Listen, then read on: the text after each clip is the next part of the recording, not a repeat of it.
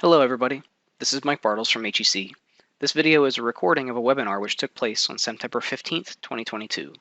Within this video, two USACE engineers describe a recent project which required a unique application of HEC-HMS in order to estimate post-fire flow frequency curves for emergency operations.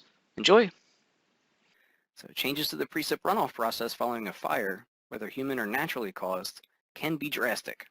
Runoff rates can increase and peak sooner in time following even modest precipitation amounts.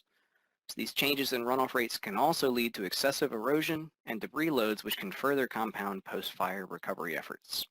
Within today's webinar, you're going to hear from two USACE engineers that recently took part in a post-fire modeling effort in New Mexico, which required rapid delivery of results and close coordination with larger disaster response efforts.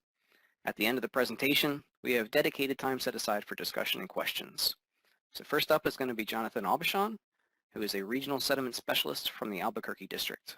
He will present an overview of the fire, initial coordination activities, and will later present information pertaining to sediment transport and debris routing efforts. Jose Paredes, who is a hydraulic engineer from the Los Angeles district, will also present details regarding the post-fire HEC-HMS application. So the webinar is being recorded, and the video will be posted to our website soon. Also, everyone is on mute to minimize disruptions. Please type your questions in the chat, and we'll either answer them there, get to them at the end, or email you back. So without further ado, let's get started, and I'll give the mic to Jonathan. Go ahead. Thanks, Mike. So as Mike mentioned, so myself and Jose are going to be doing the presentation today, but there were 6 of us that were instrumental in doing the initial response, primarily for the hydrologic modeling after the fires. And those are listed here. I'm from the Albuquerque district. Jose, Jackie, and Musa are from the LA district. Kelly is from the Sacramento district, and Jay Pack is from HEC in Davis. So we're primarily going to be talking about the hydrologic modeling we did after the fire, but we did do some hydraulic modeling as well.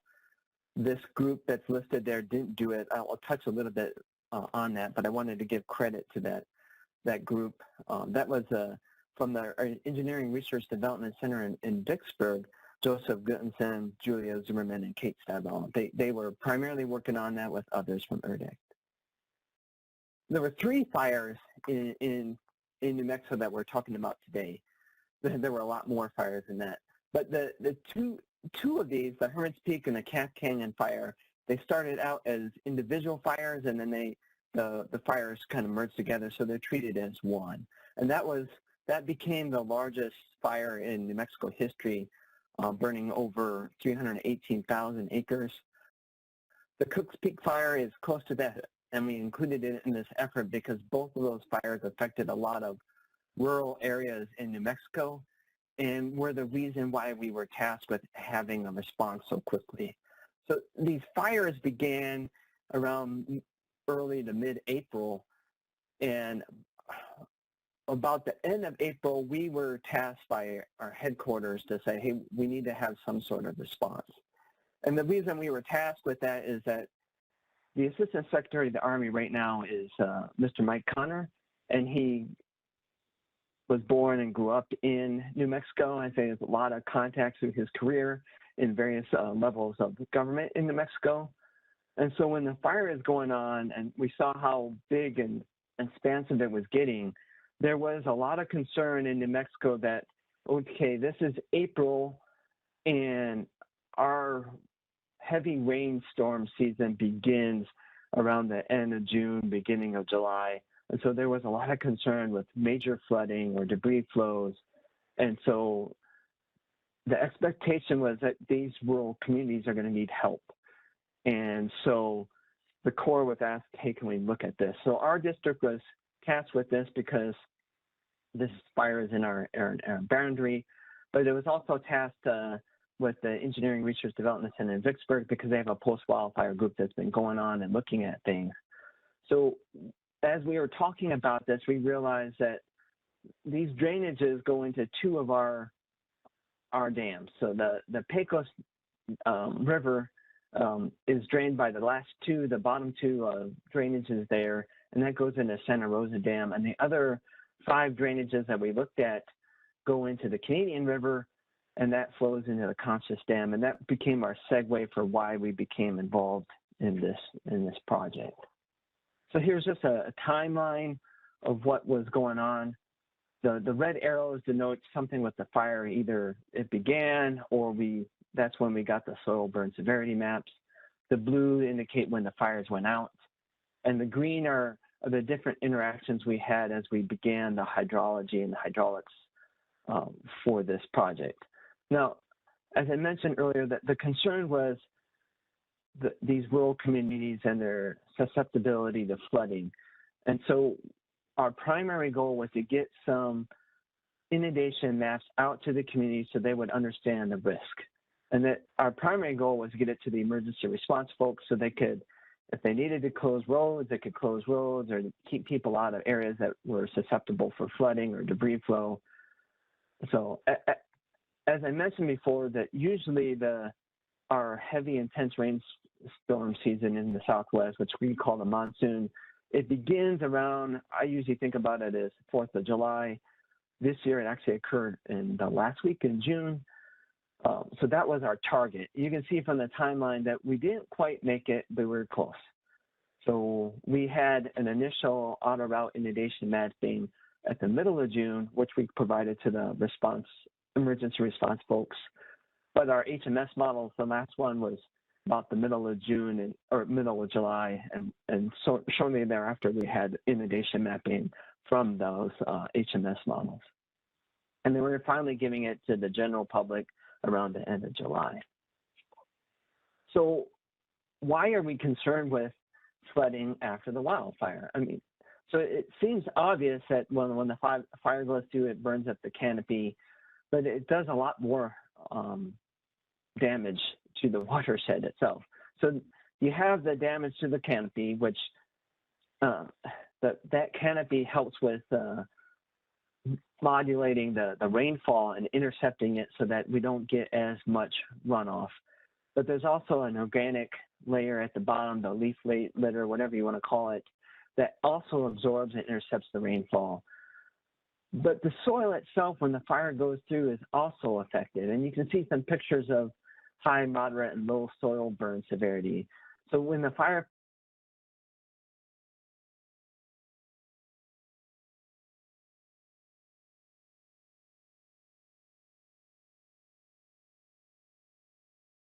into the modeling, that whatever we did, we needed to simulate or give information to the emergency response that our expectation is that the discharge is going to increase because the time of concentration from when the rainfall begins to when it comes into the creek is going to be much decreased because you don't have the trees, you don't have that litter at the bottom, and the soil is actively trying to shed off the water. Well, because we get those high discharges then after a wildfire, we also get high velocities where it merges into rills or gullies or streams. And that high velocity or shear stress then adds more soil being eroded. And so the fear is that at some point in time, we might have so much sediment that it becomes more of a hyper-concentrated or a debris flow, in which case the depth of the flow is actually higher than would be expected with clear water flows. So these are the things that we wanted to capture as we presented our effort moving forward for the hydrologic modeling. So we decided that with those things, it was better to have a higher fidelity on the hydrologic model. So we didn't want to use just an empirical equation to get at our post-wildfire discharge. So we decided that we're going to use the HMS from HEC. So that's the path that we went for the hydrologic modeling to capture the effects of debris or sediment. We use the functions in HMS, and then we decided to take the volume and actually bulk the flow. And then we use the bulk flow in inundation mapping. And for that we ended up using auto route.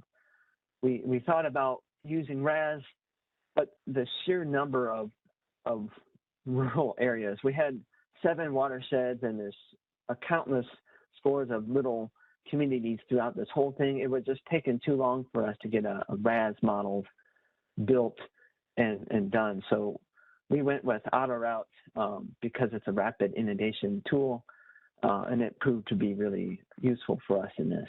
We did develop some RAS models later on in the more populated rural areas, and then we also tried our hand at doing some real-time forecasting, and I'll talk about those at the end.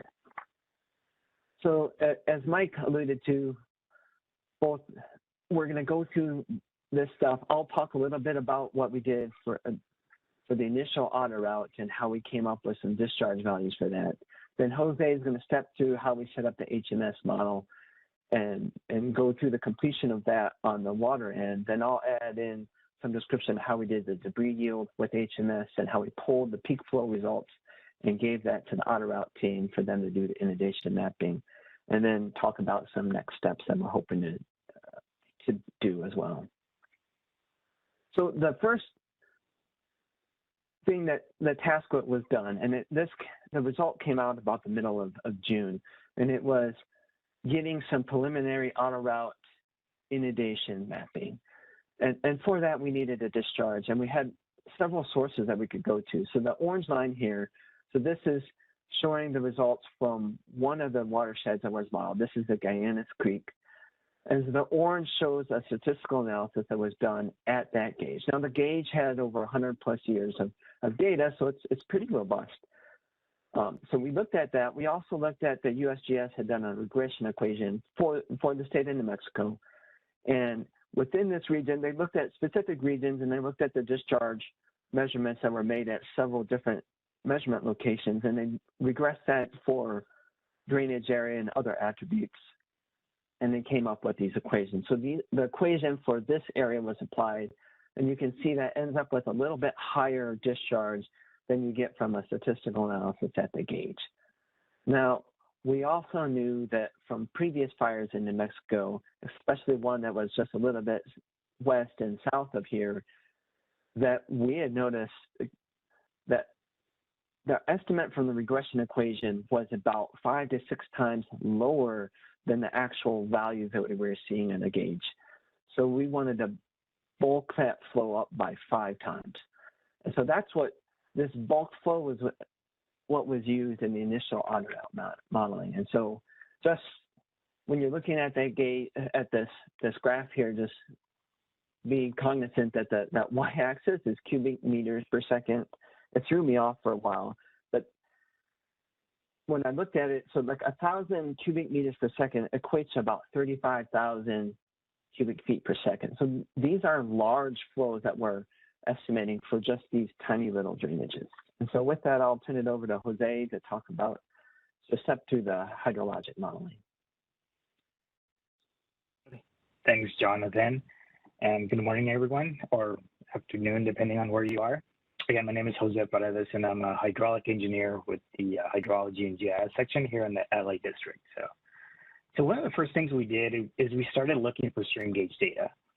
Normally, how others have handled these rapid post-fire hazard assessments is they typically just apply empirical formulas and you just call it good. However, we wanted to take it one step further, and so we wanted to calibrate our model to tie it, or just kind of tie it to some form of observed data. Like Jonathan mentioned, we had a limited time frame. We wanted to get these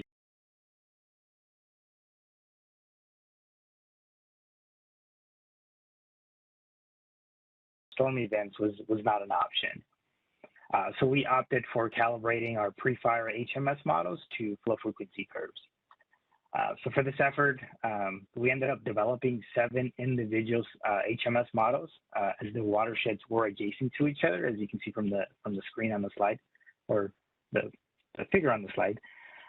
So in order to develop flow frequency curves, you need data, and that's what's being shown on the screen here. So we were fortunate enough to have have a long-term period of record for 5 of the 7 watersheds being evaluated. So for the 2 watersheds that did not have a stream gauge data, what we did is we examined nearby watersheds and that had similar watershed characteristics, and then we ended up scaling the annual peaks by a drainage area ratio in order to develop flood frequency curves for those ungauged watersheds. Next slide. Okay, so we developed the flow frequency curves using guidance from Bulletin 17C. The analysis was performed using SSP version 2.3. We used the statewide regional SKUs that was computed specifically for New Mexico by USGS, and that SKU is 0. And we used a mean squared error of 0.31. So as Jonathan mentioned, and I mentioned in the previous slide, most of these sites had a very long period of record.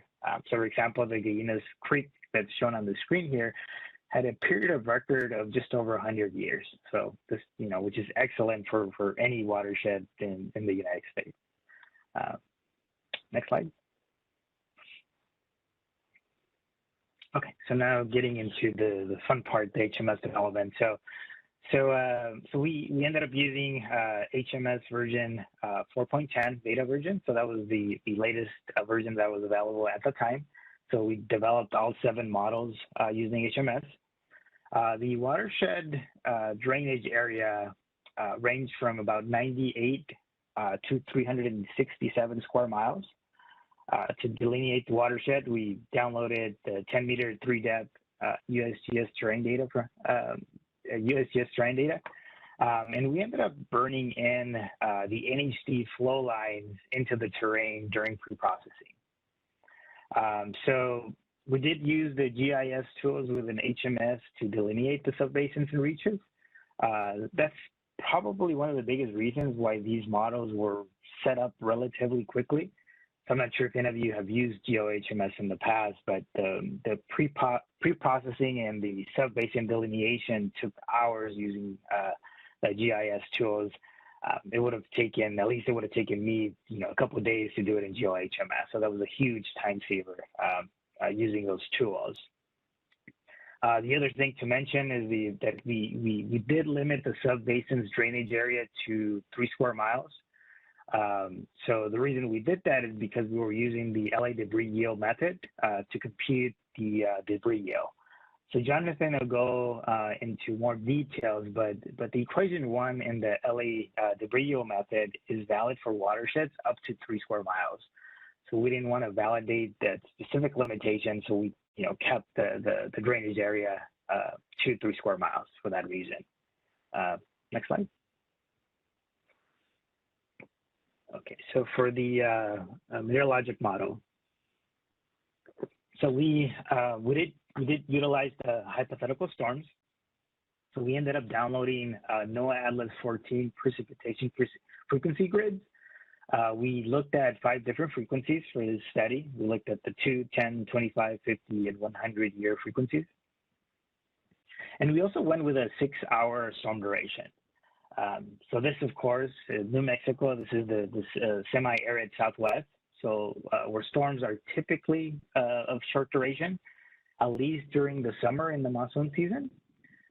In addition, it's been shown that the debris flows are common during short duration, high intensity storms. So since that's what we're targeting, 6-hour duration seemed appropriate for the specific study.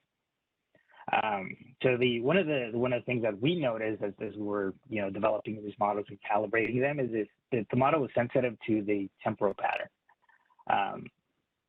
So kind of what we did is we ended up performing a sensitivity analysis where we simulated different temporal patterns that were developed from NOAA Atlas 14 to see which one matched the frequency curve better. From local hydrology manual, we knew that most storms in the region were front-loaded. So we ended up using a temporal distribution in the first quartile. We then looked at different patterns from NOAA Atlas 14 within the first quartile, as you can see from the different figures on the screen, to see which one matched the frequency curve best. So we ended up using the one that's on the top right corner, and we used this temporal pattern for all 7 models. The other thing to note is that we did use area reduction factors since this was a frequency analysis, and we used TP14 for that. Next slide. So for the routing method, so before I go into the routing method, I just to mention is that we did not use a base flow method for any of the models. And this is because most of these streams are intermittent. And for those few streams that were perennial, the base flow was negligible compared to the peak that we were computing. So we did look at the long-term data, and on average, the base flow is about 10 CFS for the region. So because of those reasons, we wanted to save some time as well. We opted for not using a base flow method for the specific study. For the routing method, we ended up using the Musking-Kunj routing method. So due to, again, time constraints, we made the following assumptions. So we assume all the reaches were trapezoidal, so we didn't use the 8-point cross-section. So the bottom width and the side slopes were determined or estimated using DEM and ArcGIS. The Manning's N value was estimated using aerial imagery and the relationships to land cover. We also assumed the celerity index of 5 feet per second for all reaches for all models. Next slide. So for the loss method, we ended up using the SES curve number method. This is because it's relatively simple and easy to implement and use, and because there's an abundance of literature out there which allows you to adjust the CN value based on the burn severity. So that was a big reason, actually. So the initial pre-fire CN values were assigned or computed based on land cover and the hydrologic soil group.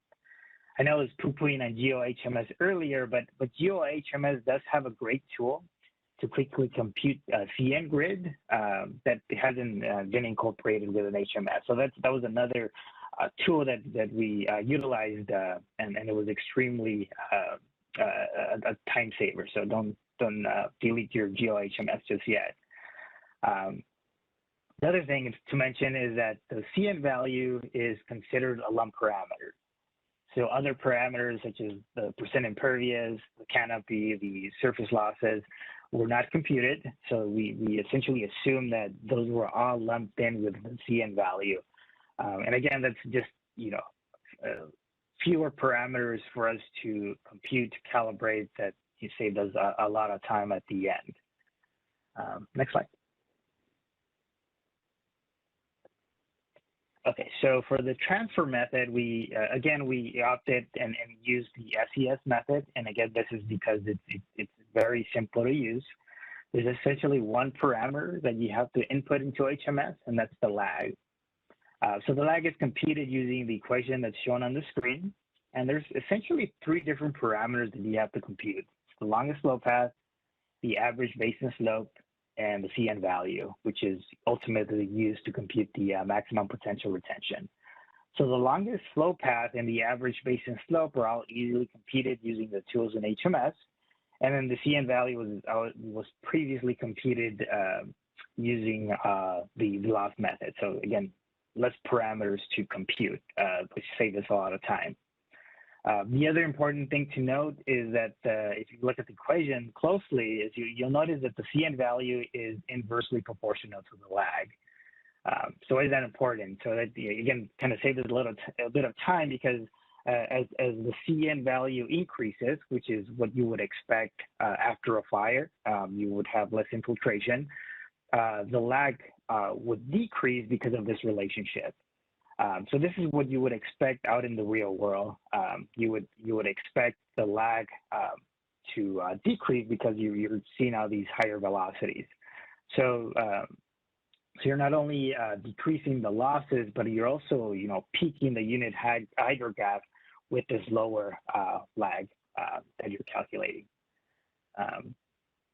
Next slide.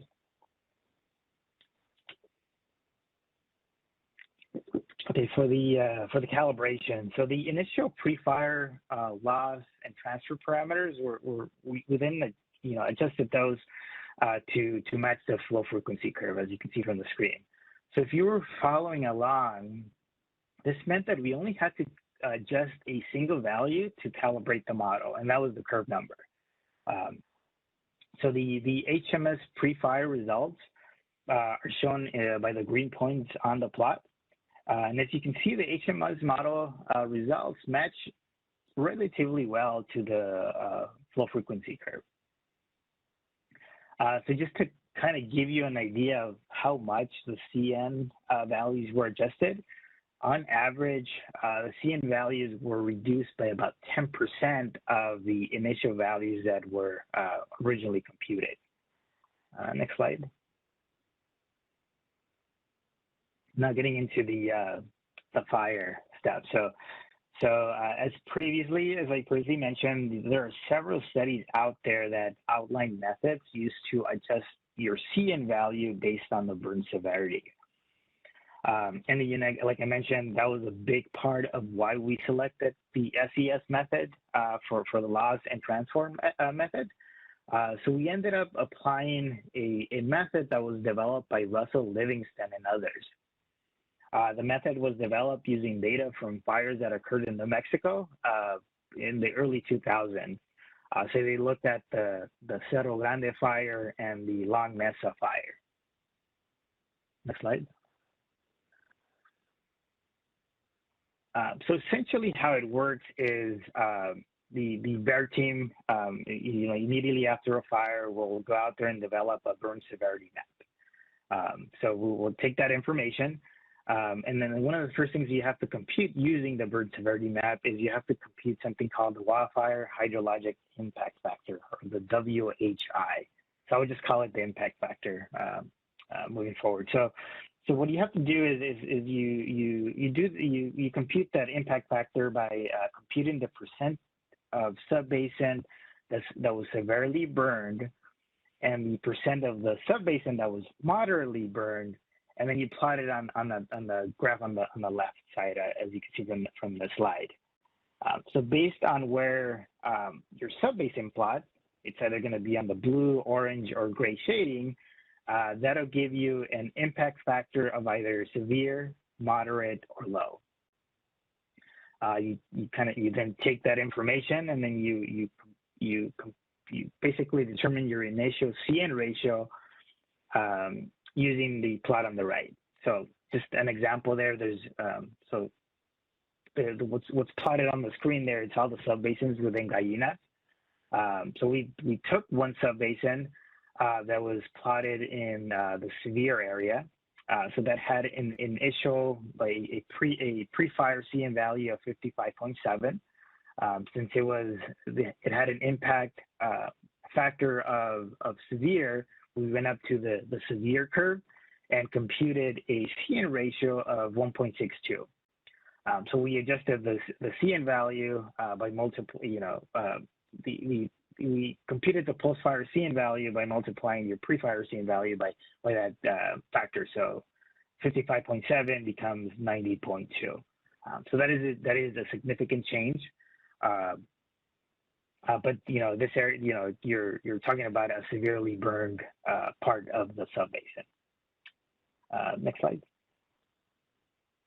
Okay, so these are the results, right? So after you adjust your CN value using the method I just described, you get the red points on the flow frequency curve and then the hydrograph on the right. So as you can see, the values have shifted upwards. So now you see a 2-year event that now becomes a 100-year event. And this is, pretty typical. Other studies have seen that a 2, 5, 10-year event after a fire become 100, 200, 500 year. On the right, you'll see that the pre and post-fire hydrographs.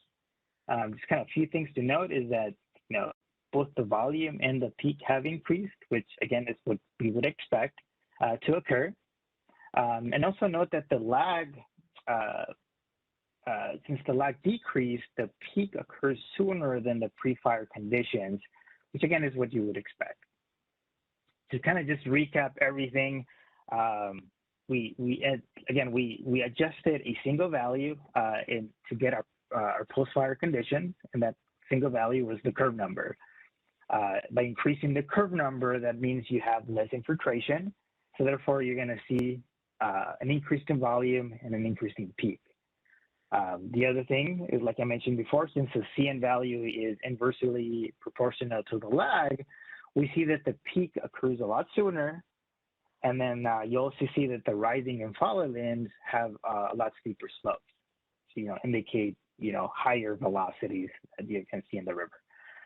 So with that, I'll turn it over back to Jonathan, and he'll talk about debris flow and sediment. Thanks, Jose. So after the HMS modeling was done, then we started looking at debris flows and how do we get this. Now, I mentioned earlier that our end goal was to do a bulking factor for each of these basins from which we could then apply that to the peak flows that were calculated and estimate what the inundation would be from a bulked flow.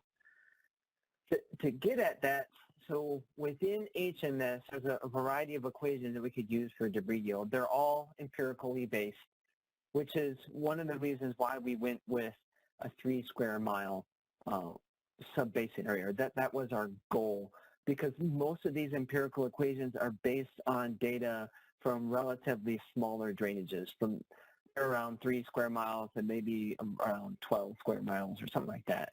So we wanted to keep it small to see, so we wouldn't violate some of the principles from which those equations were made. So we used that to, and then for the first couple watersheds, we ran a variety of different debris yield methods and just looked at what the volume would be. And so we're doing this for a couple reasons. Like, for most of the equations that are in HMS, the debris yields are based on the precipitation intensity. For the LA equations, it's based on the peak debris flow. So as Jose mentioned, like when we pulled the data from NOAA Atlas 14, it was a gridded data, so it's a volume basically of rain. And so we had to play around with the intensity of where it would fall and how much it would fall. So we're a little bit more confident in our discharge values than necessarily the exact precipitation intensity. So we were leaning towards the LA equations, but as we looked at the results, we were looking at, well, what is the bulking factor range? So we were expecting debris flows, or we wanted to be at least more conservative to make sure that our bulking flows were within that hyper-concentrated region. So normal flows usually have a bulking factor up to maybe 1.2, and then the hyper-concentrated flows have a bulking factor above that point.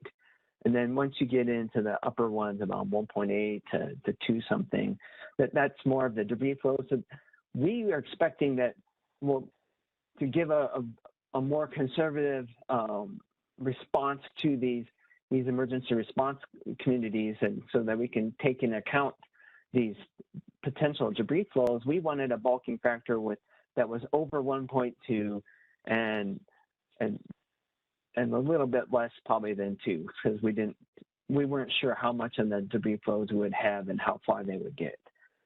So to that extent, the LA equations did best at getting us the bulking factors we were desiring. So we went with the LA equation 225, and that's primarily because that equation allows you to do a variety of basin sizes. So while our goal was 3 square miles, which is what the LA equation 1 could fit into, a lot of them, we just couldn't get it to that small, so they ended up being a little bit larger, like 5 or 7. So we used the LA equation 225. Now, when we did the debris yield modeling HMS, we decided that we're only going to focus on the subbasins. And the reason for that is that in HMS, at least the version we were using, it did not have the ability to route non-Newtonian flow. So we thought, well, if we route it, then we're introducing errors. And since our goal was just to get a bulking factor at the end, we thought, well, let's just get the subbasin debris yields, sum all that up, and just at the outlet calculate a bulking factor. So what we needed was a volume of sediment. Now, for the LA equations, the regression equation actually calculates a volume. HMS converts that to a mass, and I'll talk about that in the next slide. So the figure on the left there shows the volumes that we were calculating with using the LA equation 225 for the Hermit's Creek Calf Canyon fires. And you can see that where it's red and orange, that's our highest ones, and those are the tops of the mountains. The chain, and there's a divide, and the drainage to the west of there goes into the Rio Grande. But that's where we expected the high sediment yields to be in those subbasins. So as we developed this in HMS, for the LA equation 225, you can see that the table that's just right of the figure there, that gives all the data that you need to run the equation 225. For most of them, we just put in the default value because we didn't know how much it changed from where these equations were developed. And they were developed from the San Gabriel Mountains in LA after a wildfire. They had several basins there that collected debris, and so they were able to calculate these regression equations based on the observed debris yield that they got. But we didn't know how this mountain would compare to the San Gabriel Mountain, so we left that as unity, and then the same was for threshold, and then we just said, hey, we're going to make it as what the default in HMS is, so we're not going to restrict how much sediment gets when it gets mobilized, and the exponent was left at 1, so basically we're saying that the sediment flow is going to mirror the water flow, just because we had no other data to go by, and we needed to get this done quickly. The fire factor was the primary one that we used, and that's from the guidance with the LA equation, is that if the subbasin is 100% burned, that has a fire factor of 6.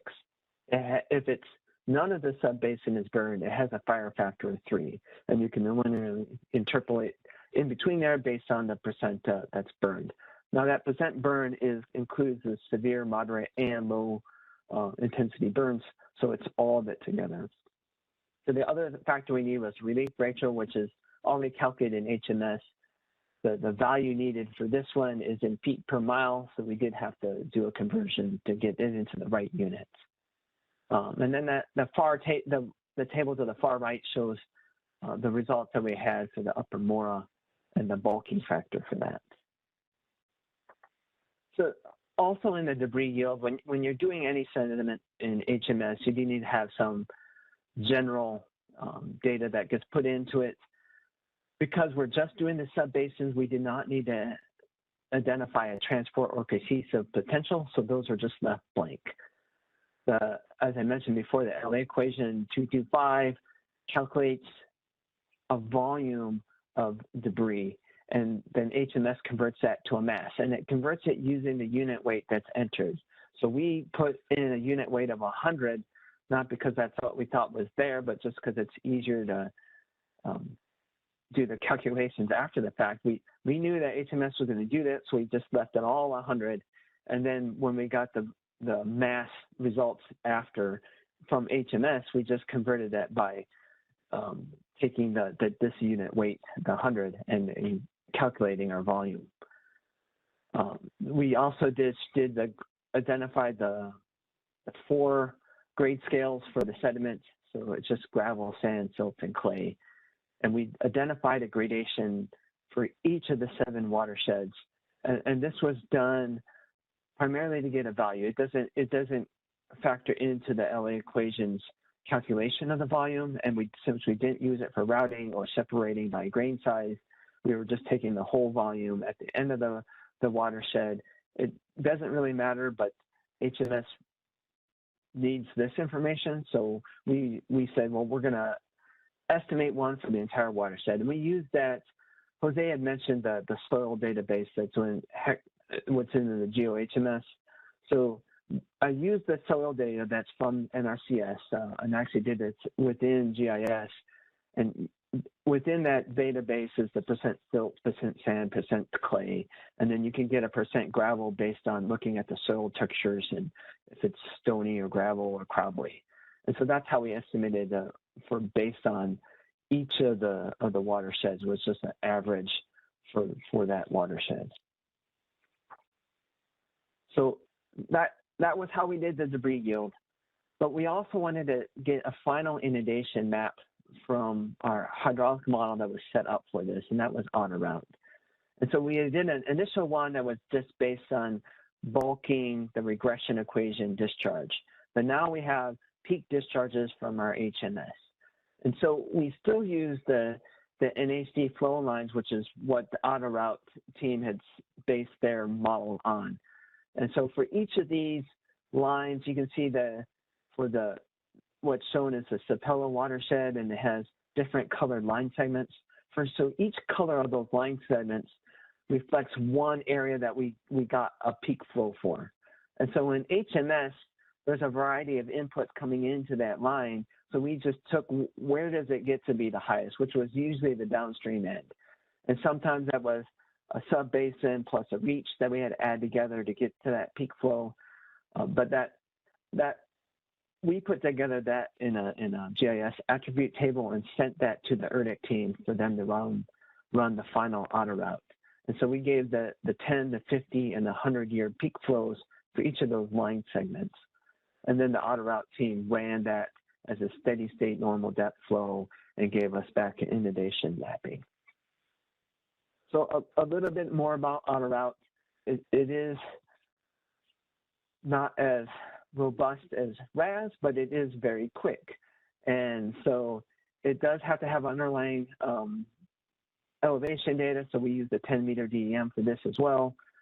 The ERDIC team did adjust the bathymetry to account for not capturing, just capturing the top of the water, the existing base flows in some of the streams. And as I mentioned before, it is normal depth. It is a steady state flow.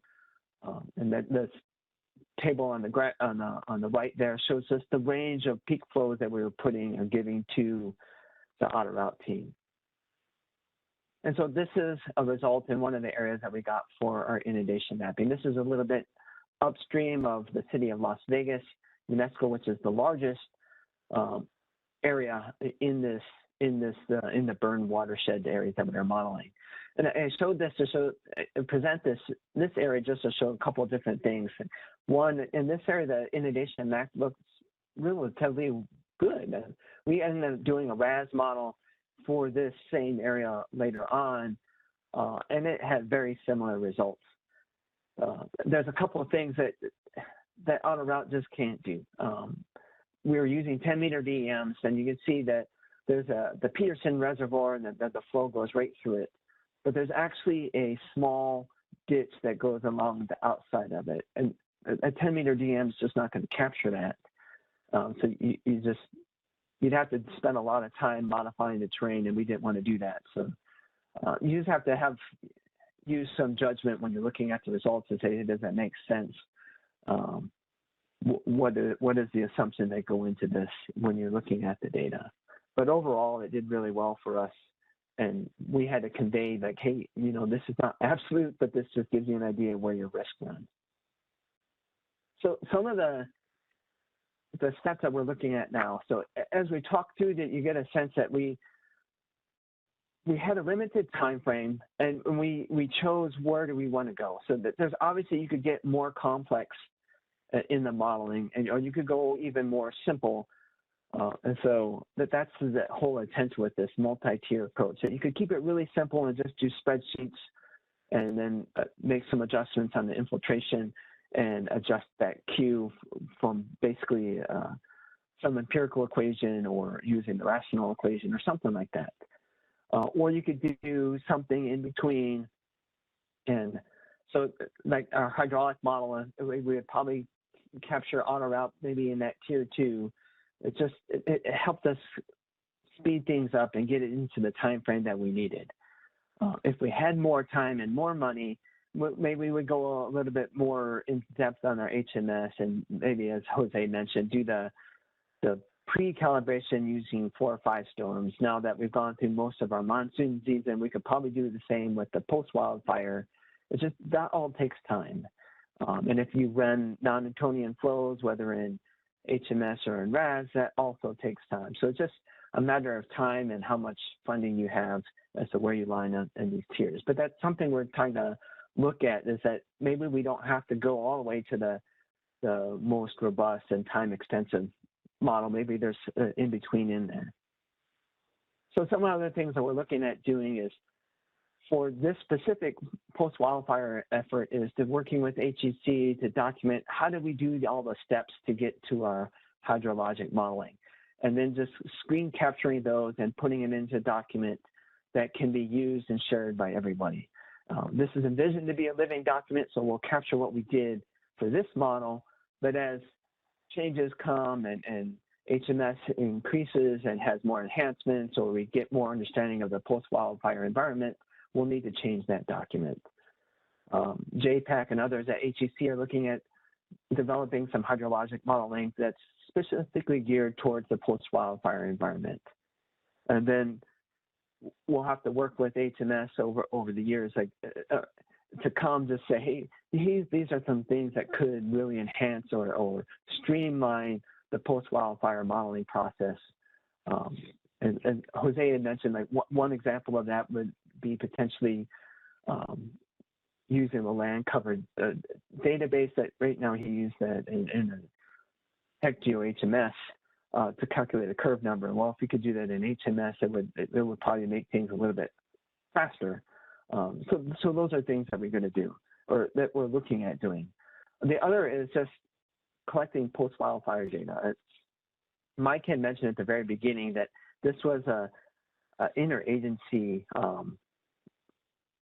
agreements or interagency collaboration as we move through this. The Forest Service was putting out the fire, and then they generated the soil burn severity index for us. But as that's going on, people are realizing, hey, there's going to be some issues here, and there's a sparsity of data after a post-wildfire. So that USGS actually went in and established more precipitation gauges within specifically the Guyanus watershed, so that now we have many precipitation gauges within that whole watershed. We have some discharge measurement gauges, and they put in some other staff measurements.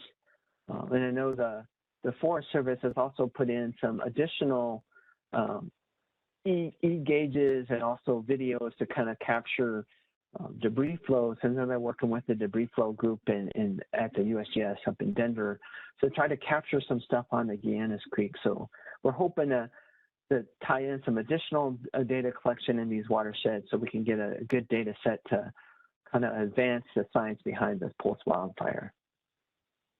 The other area that we kind of looked a little bit at was how can we do real-time forecasting?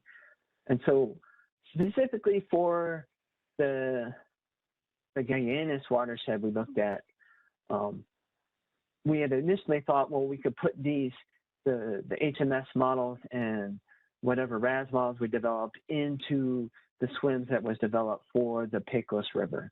So the subbasins shown here in green are part of the subbasins identified for the Pecos SWIMS model. Our watersheds that we delineated, so the dashed one is the Tecolote Creek watershed, and the solid black line is the Guyanus Creek HMS model. And you can see that they're substantially smaller than the subbasins with this larger SWIMS. So we ended up developing a separate SWIMS model for just these post-wildfire efforts. And we looked at one for just the Guyanus Creek. So it's just the Guyanus Creek HMS model. And by the time we were looking at this, we also had a preliminary Guyanus RAS model that's shown in blue. And so our water management folks here in Albuquerque District, they set up this SWIMS model, and they brought in the National Weather Forecast precipitation, which is a volume. And so that was one of the areas where we said, well, this is a little bit hard because we have to switch that into intensity. And we also learned that it's not always easy to link up all the different with HMS and RAS. So that's going to take time into the future.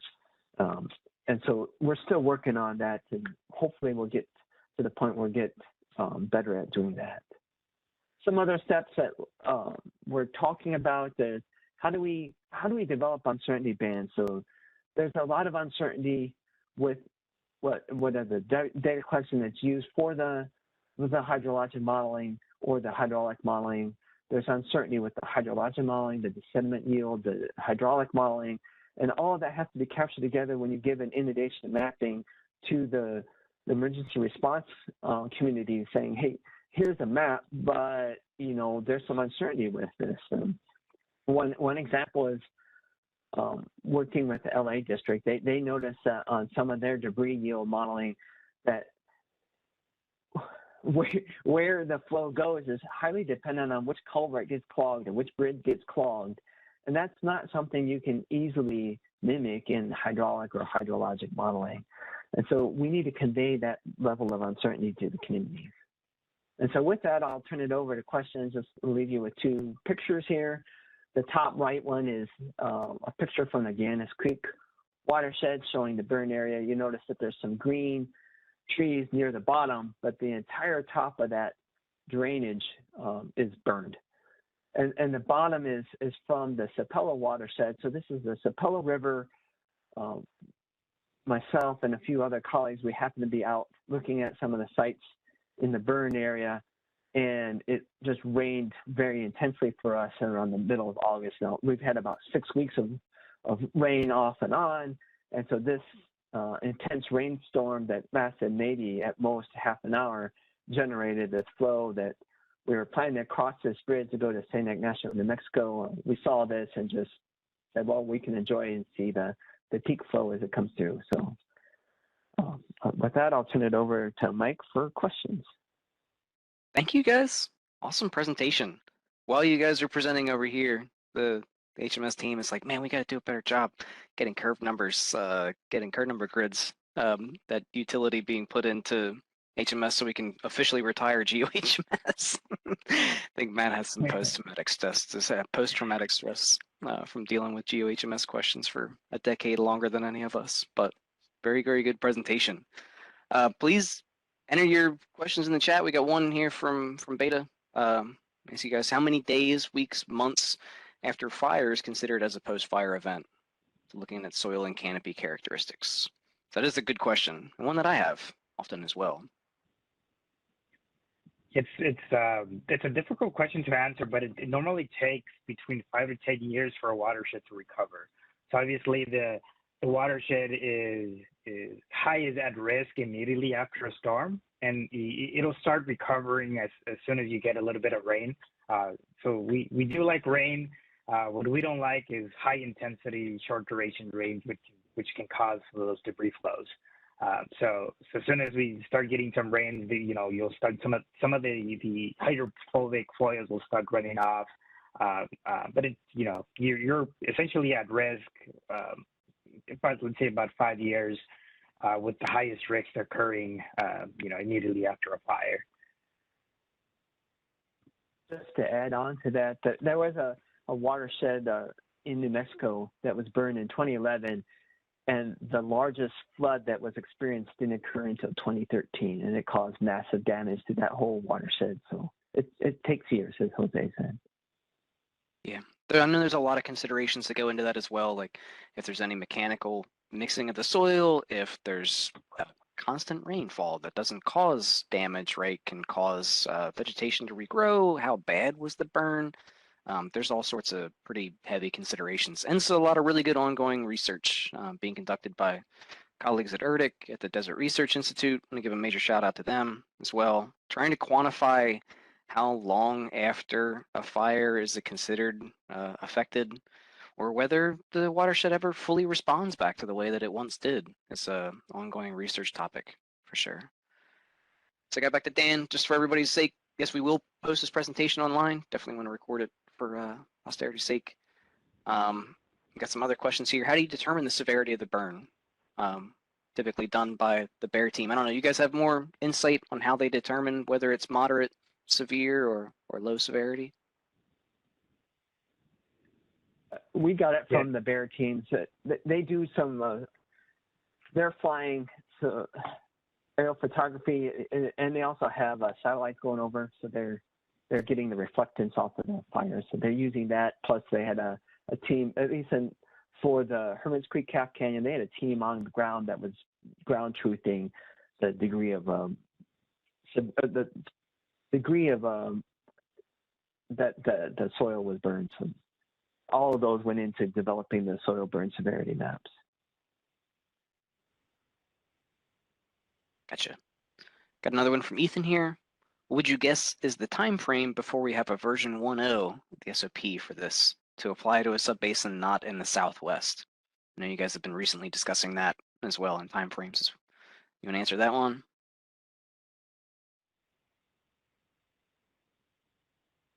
Or We're not? still working on the SOP for the Southwest. For sure. Yeah, I guess that's a good point. We'll have to do that first for the Southwest and then expand from there. I know Jay is hard at work. I don't know, Jay, if you have anything to add to that, feel free to jump on and speak a little bit. Sure. We already funded to prepare this SOP with the LA district, Sacramento district, and Albuquerque district. We're trying to finalize this one, maybe at least the first was maybe second quarter of next fiscal year to develop this SOP into HEC official website. So we are working on that. I want to highlight Jonathan's point earlier. This is definitely going to be treated as a living document and updated as things progress, as we learn more about how a watershed responds to a fire afterwards, as we add capabilities, as we add additional case studies on top of this and encounter new and unique situations. This will be treated as not a set in stone thing, but a living document. So unfortunately, I think these situations are just going to become more common in the future, and more of us are going to have to quantify the actual effects post-fire. So this will get a lot of mileage out of that. Got another question from Alexander. How did the debris flow models match up or correlate to the USGS debris models for each phase? Or did you do any comparisons, I should say? We did a rough qualitative comparison, and so the areas where the USGS was expecting larger volumes, we also had larger volumes. The exact volumes didn't probably match up exactly, but we felt, oh, well, we're all in the same right ballpark. Jay, I don't know if you wanted to add anything else in that as well.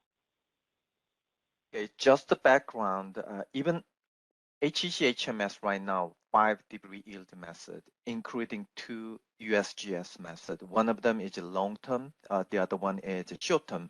We call USGS emergency assessment method. Most of them is developed. It's kind of regression equation, multi-regression equation based on the data set that most of them is collected from the Los Angeles, Southern California area. For this, New Mexico fire, we compare with the other kind of 5 among the 5 debris yield method. So one of them is LA equation 2 through 5 is totally different because they are function of flow, peak flow. But other 4 methods, including LA equation 1, MSDPM, USGS emergency assessment, and the long term, it's not that big difference. Pretty reasonable range, maybe from this case study.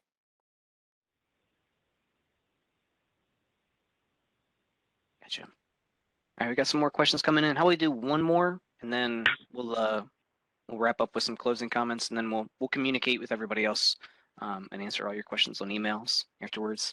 But I'm gonna throw one to Jose. Can you recap how you assigned your curve number values based on the burn severity? Recap how you went from the moderate and high severity to changes to pre-fire curve numbers. Yeah, so you see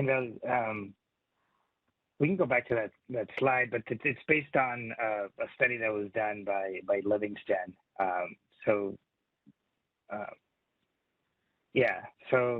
Essentially, one of the things that you notice about these curves is that the lower your CN value, the higher your ratio is going to be, and that's the assumption making that the closer you are to 100, right, you're going to be more urbanized. You're going to have less vegetation that will be burned, so your ratio is going to be lower. So as you get down to the 40s, if you're severely burned, you're assuming that a lot of that canopy is going to burn a lot of that vegetation. So you're going to get that higher CN ratio. So that's how that is accounted for. I don't know if I answered your question, but you can email me if you have follow-up. Yeah, good point. You can definitely email afterwards. I'm going to be cognizant of everybody's time. And I want to give Jonathan and Jose one last second to summarize. You got any closing thoughts? Thanks, Mike. I appreciate the opportunity for this, and we're still working on our response for the fire, and we're definitely appreciative of all the support that both the LA and the Sacramento district gave to us, because we were short-staffed in Albuquerque, so there's no way we could have met that time frame just by ourselves. Yeah, I'll just kind of add to that, and I think I think this is a good example of how like we came together as a region. So like like you mentioned, Sacramento was a great help to kind of tackle this in a limited time frame. So just with kudos to like Sacramento and everybody here in LA and Albuquerque did a great job at just kind of managing the whole project together. So so it was a stressful 2 months, but we got it done. For sure, I can imagine. Thank you guys for the presentation. Excellent job. And thank you everybody for attending today. Like I said, we'll be posting this up on our website soon. Do want to make a quick mention. If you're interested, we're going to be sending an email out to everybody that's on the email list soon. We got some updated information to share there. If you're going to want to be added to the HMS email list, check out the software HEC-HMS email list page on our website. We'll be sending invites out to future webinars as well. So have a good rest of your day. Happy modeling, everybody.